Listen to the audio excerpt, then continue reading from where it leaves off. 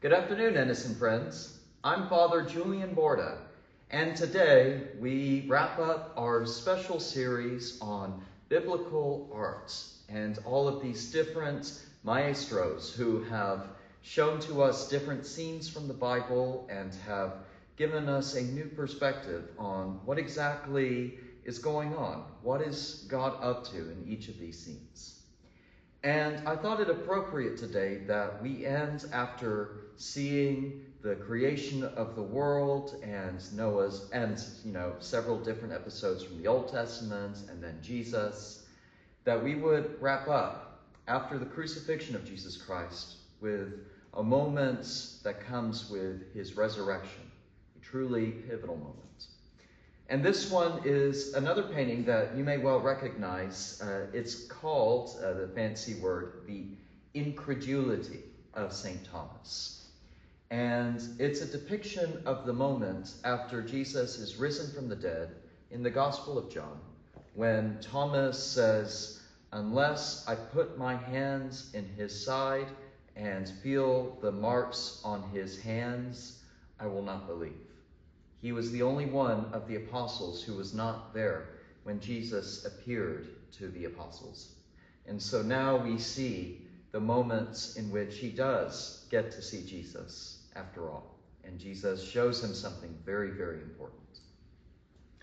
This painting is done by Michelangelo de Caravaggio, and he is painting more or less in the same time as Da Vinci, as we saw a couple weeks ago. A little later than Da Vinci, but about the same time as some of the others that we've seen, Velázquez and all.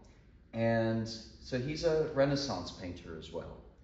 And Caravaggio is famous for painting, this is probably his most famous, but painting several different scenes, especially from the New Testament. He does a famous painting of St. Andrew crucified diagonally, according to the legend. He does a painting of St. Matthew, the tax collector, being turned to Christ and leaving behind his old life. And he does this painting as well. Now, the name, the Incredulity of St. Thomas, is just simply put his disbelief in the resurrection of Jesus Christ. And Caravaggio masterfully shows all of the different things at play in this painting. So let's start first with Jesus.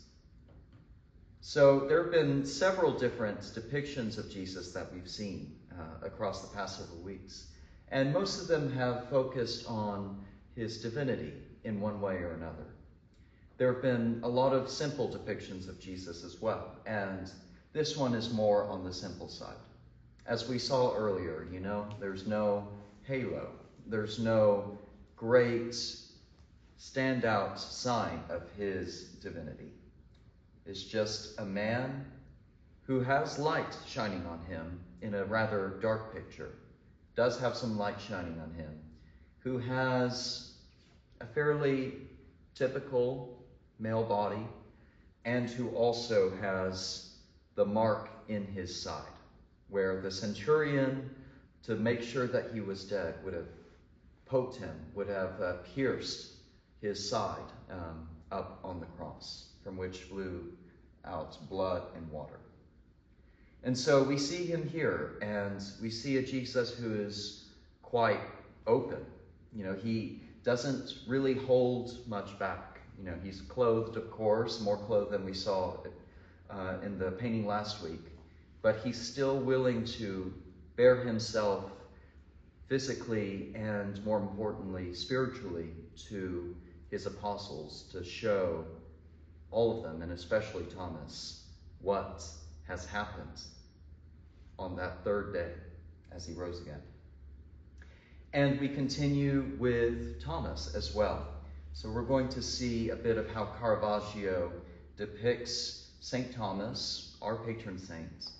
And it's very interesting because, we skipped one. There we go. There he is. So you can see him here, that he is in darkness. And this is something we saw as well with Christ crucified. So we're going to see in a lot of different paintings what's called, in the fancy technical language, chiaroscuro. which means that there's light and darkness, light, darkness. And so Jesus is in the light, Thomas is mostly in the dark. We see just a little bit of light shining on him, coming from Jesus' direction. We see even his face, there's still some shadow, and it's accentuated by the wrinkles on his forehead.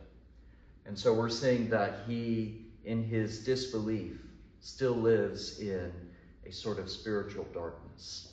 For he has seen his teacher, he has seen the one that he knew as the Messiah, crucified. And he does not know yet that he has been risen again. And so that's captured here, is this darkness in which he has been.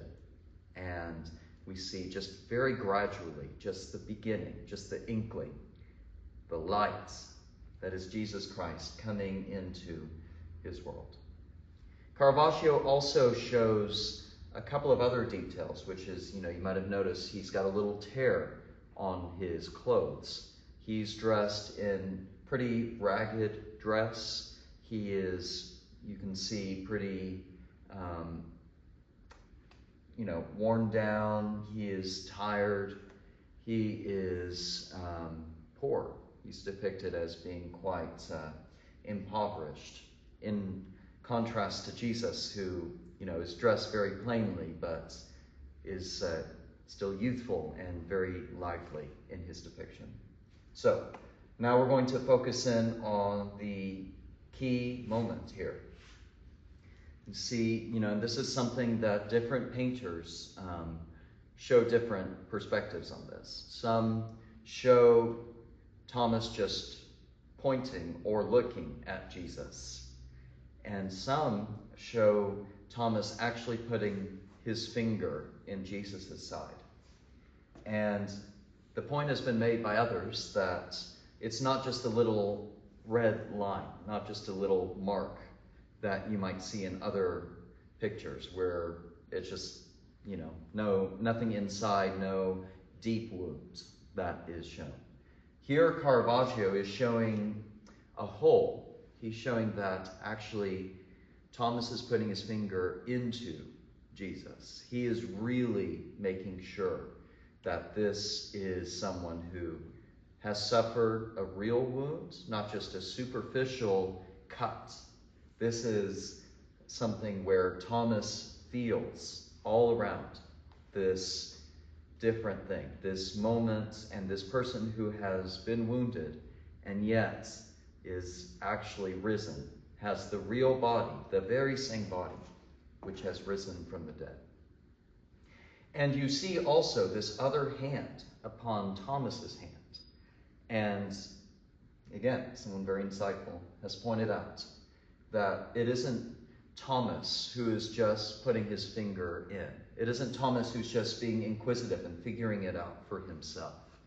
It's actually Jesus who is guiding Thomas and guiding his hand into the side. Jesus is the one who is in charge here and is teaching Thomas something. And what we learn from that, what Caravaggio is trying to convey in that, is that it is not us who seek for God. It is God who seeks for us. And it is God who makes himself known to us. And so that is the nature of our relationship with the risen Christ as well. That we do not seek the risen Christ. He comes to us. He descends to us, and he dies for us, loves us, and cares for us in a way that we cannot quite care for him. And he guides us to him, even now. Finally, we're going to take another look at the big picture here, because there's another very interesting aspect of this painting that's worth pointing out.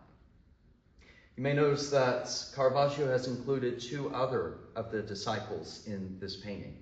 And they have seen the risen Christ before, but you can see that they too are still a bit in darkness. They're still a little bit hidden.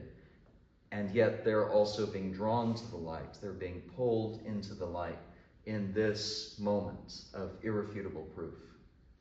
And so We see it here, how close everyone is.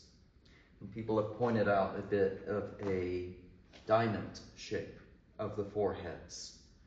And so Jesus doesn't stand apart, but Caravaggio instead is drawing all of them together, putting them all in sort of a level space, in a level footing with one another. So Jesus isn't separated from them, he is with them.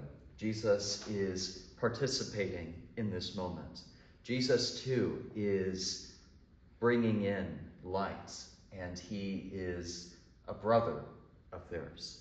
He is their teacher, yes, their God, yes, but also the Messiah, the Son of God, and the brother of these very human men who are seeking to understand this very powerful moment. My hope for all of us in this Bible art series is that we come to understand not the end-all be-all interpretation of these moments, but a special new perspective that each of these painters is seeking to help us think about. And I hope for today that we are thinking about how do we get to know Jesus, and how exactly does our relationship with Jesus look like now that we know that he is risen from the dead. God bless you all, and I thank you all for joining me on this journey. I wish you all as well a very blessed Lent in the weeks to come, and I'll be in touch with you, and we'll have a brand new series, Trials and Tribulations, in the next several weeks. Take care.